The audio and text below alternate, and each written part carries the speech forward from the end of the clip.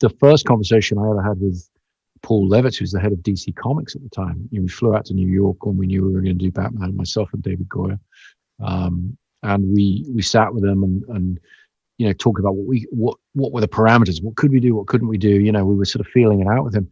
And one of the things he said is, he said, Batman, of all of the characters, more so than Superman, Batman is the one who really benefits from different interpretations, and different interpretations that change over time, both in the comics and indeed then in the movie. Matt Reeves' The Batman is a great film. You know that feeling you get when you sit down to watch a film and it kind of dawns on you that this is a different kind of film? You think to yourself, this isn't some hack job, just get it done effort by the director. You can tell that this film was the passion project of the guy who made it.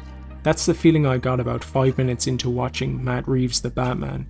When I think about why The Dark Knight hit so big with audiences, I always put it down to the fact that it's just a really engaging crime thriller story with really strong characters.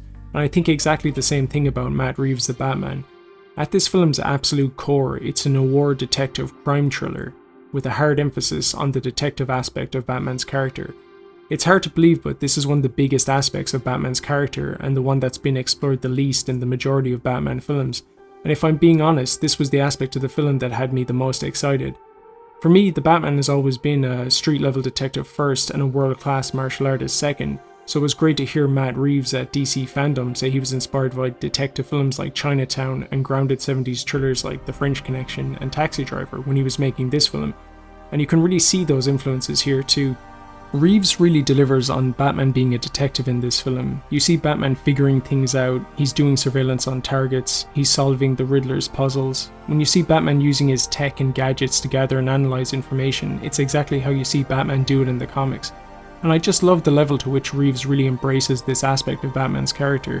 One scene has Batman equipping Selina Kyle to go undercover in a nightclub, and when the camera pulls out, Batman has this entire mobile surveillance unit set up in this derelict building. It's just small little touches like that that kind of differentiate this Batman from previous versions of Batman that we've seen before in live action.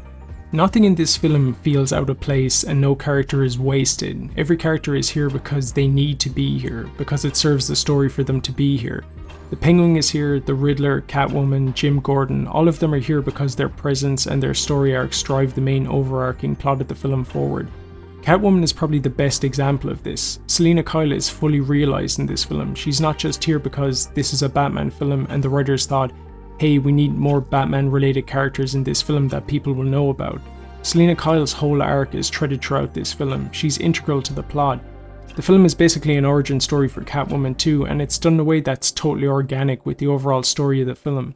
And I can say the same for every other character in the film too. Every character is a vital part to play. It's just a really tight and smart script that makes the most use of its characters. Pattinson's Batman is totally different from any other live-action version of the character. His Bruce Wayne is a shy, introverted, angry, and sometimes really violent dude who's just not good with dealing with people and actively goes out of his way so he won't have to. There's no distinction between Bruce Wayne and Batman in this film, and the reason for that is because Pattinson's Batman has zero interest in living any kind of life as Bruce Wayne.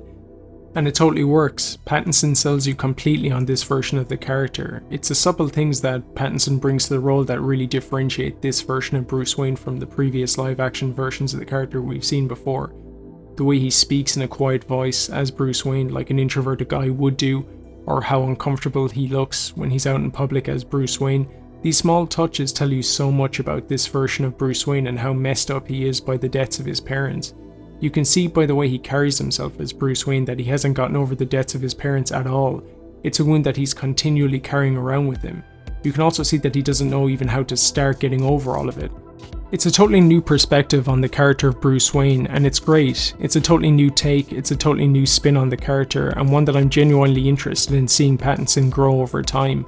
In some ways, Pattinson's characterization of Bruce Wayne and Batman is the furthest from the source material, but the closest in others. It's definitely the most comic book accurate version of Batman that we've seen in live action, not just in the way that he has a hard no kill rule and that Batman's more of a detective here, but just in the overall way that Batman is driven, the way he acts.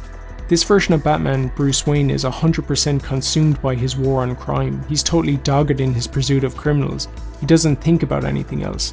From the trailers I was thinking that Pattinson's Bruce Wayne would eventually come around to have a more typical Bruce Wayne persona by the end of the film, more kind of suave and sophisticated, and that he would eventually lose the grunge rocker look. But one of the reasons why I think Pattinson's take on the character works so well is because the writers chose to do the complete opposite of that in this film. After seeing this film and seeing how the writers have interpreted the character, I could see them taking Bruce Wayne in a number of directions. Bruce is only starting to heal from his trauma at the end of this film, and it's going to be a long road of recovery for him. I could see the writers and Pattinson taking the character in a totally new direction, or maybe they could play it safe and give us a more typical version of Bruce Wayne Batman in the next few films, but to be honest, I'm just really interested to see what they'll do with this version of the character.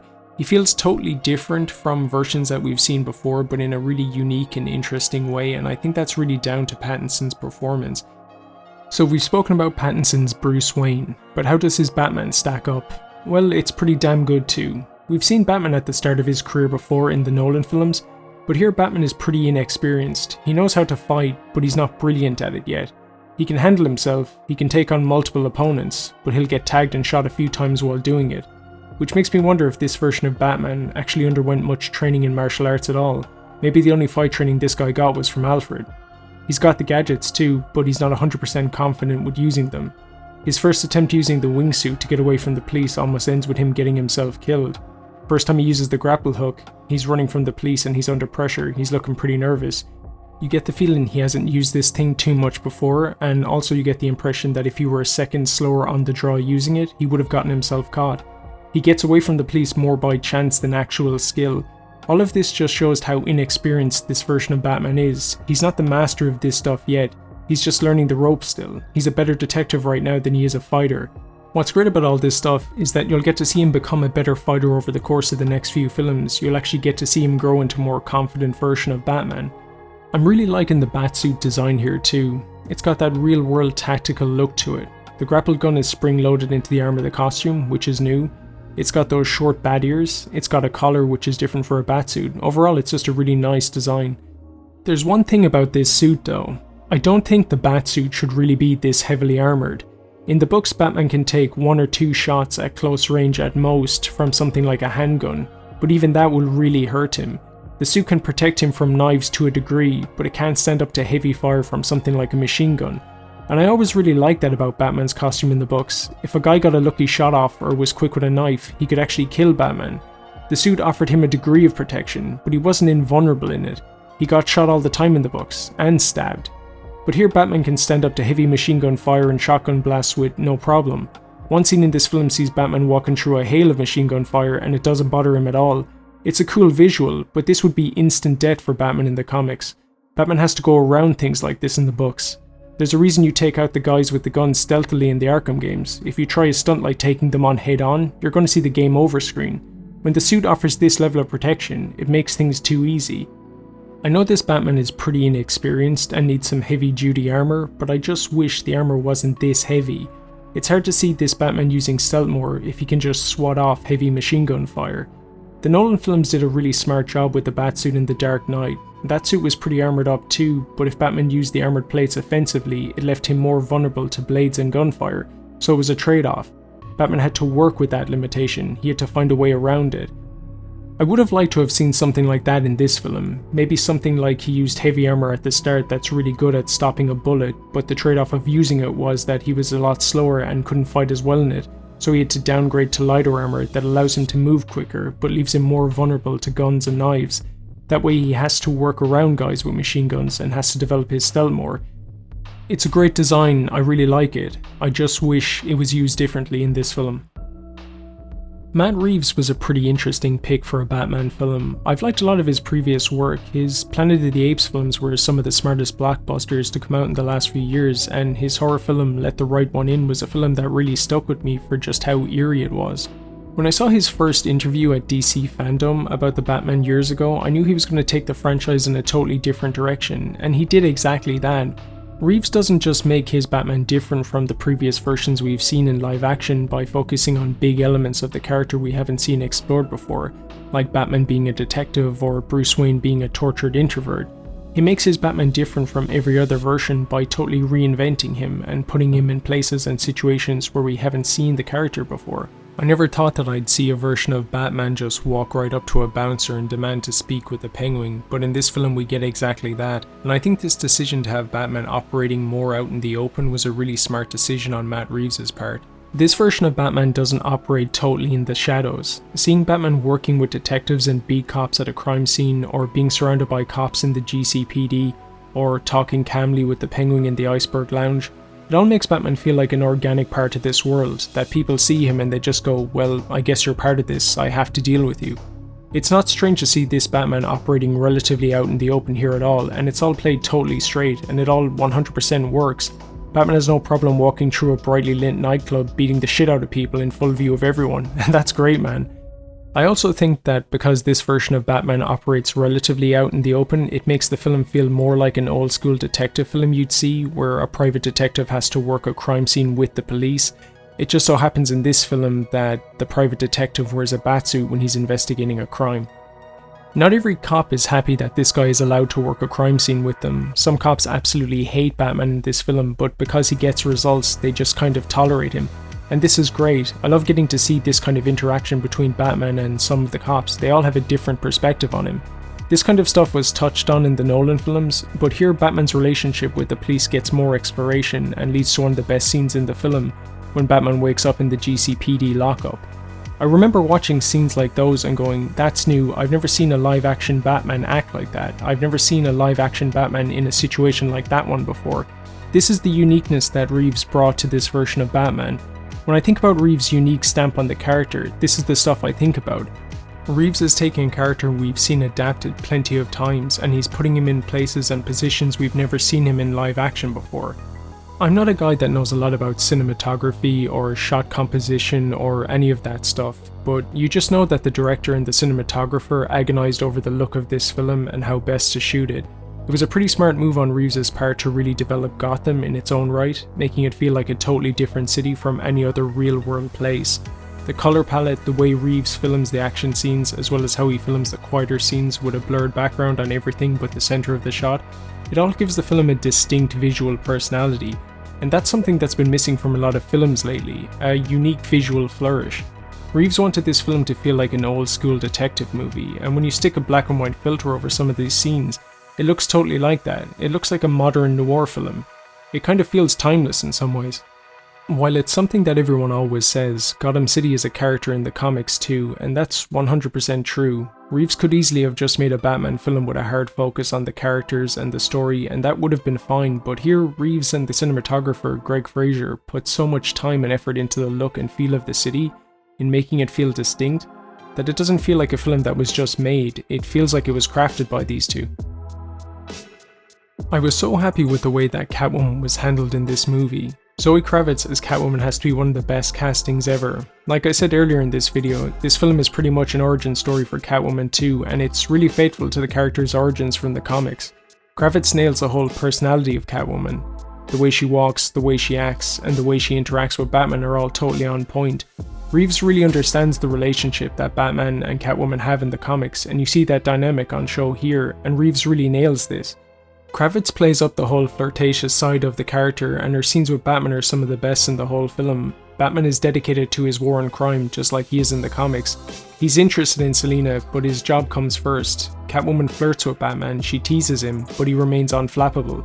One thing I was so happy about was that they kept Bruce Wayne's identity a secret from her. Catwoman doesn't need to know his identity, at least not right away. The writers can afford to develop their relationship a bit more before we get to that. You know that a film is done right by a character when you want to see a solo film focusing only on that character. Warner Brothers looks to be really investing in Reeves' Batman universe. There's a few HBO series already in the works, but Warner Brothers will be missing out if they don't at least give Kravitz her own miniseries as Catwoman. Catwoman has some great comics all on her own, especially the Darwin Cook, Ed Brubaker and Chuck Dixon stuff, which Reeves looks to have taken a lot of inspiration from. I'd love to see a show with this version of Catwoman just planning and executing heists in Gotham or Bloodhaven. One of the things that Reeves really excels at in this film is how he kind of reinterprets a lot of these classic characters. The Riddler is probably the character that Reeves changes the most from the comic books. Dano's Riddler is a pretty scary dude here. He's like the Zodiac killer in this film. The very first scene you get to see of him is really unnerving. He just appears and starts creepily watching a guy before bludgeoning him. Dano's a great pick to play the Riddler. He's got a talent for playing creepy weirdo types. I remember being pretty weirded out by his character in Prisoners, and he's bringing that same energy here. In the same way that Pattinson brings a lot to the character of Bruce Wayne with some of the more subtle things he does, Dano does the same with the Riddler. Dano's version of the Riddler has an underlying menace to him in the same way that real-life serial killers have. There's just something weird about that smile he gives Batman when he's getting arrested, or when he starts singing Ave Maria when he gets locked up, that kind of makes your skin crawl. While the Riddler is a vicious killer in this film, you can understand from what he's been through, being a kid who's essentially fallen through the cracks in the system, why he's so angry and vengeful. Again, it's a different take on the character, but one that works in this grounded universe. Enough of the core elements of the character are there that the stuff that Reeves does change doesn't make the character totally unrecognizable. One of the standout characters in this film for me has to be Colin Farrell's the Penguin. I like that this version of the Penguin is reimagined here as this kind of gruff, classless underboss, closer to someone like Al Capone than the kind of classy criminal he's sometimes portrayed as in the comics. Farrell does some amazing things with the Penguin here. He's funny at times, but then he can flip and he becomes this kind of cold-blooded violent gangster. Farrell's Penguin reminds me more of the crime bosses and mafia types you'd see in 40s noir films, with the way he talks and acts. And in this film, in this setting, it works. I love the relationship he's got here with Batman. Some of their conversations are just funny. Farrell's got an amazing range as an actor, man. I never would have shortlisted him for a character like the Penguin, but he totally makes the role his own here. I can see why WB won a HBO Max series with this version of the character. And not to repeat what everyone else is saying, but props to the makeup department on this one. I never would have guessed it was Colin Farrell under all that makeup. One thing this film really nails is the relationship between these characters. We get some really nice, quieter scenes with Jim Gordon and Batman just reviewing crime scenes together.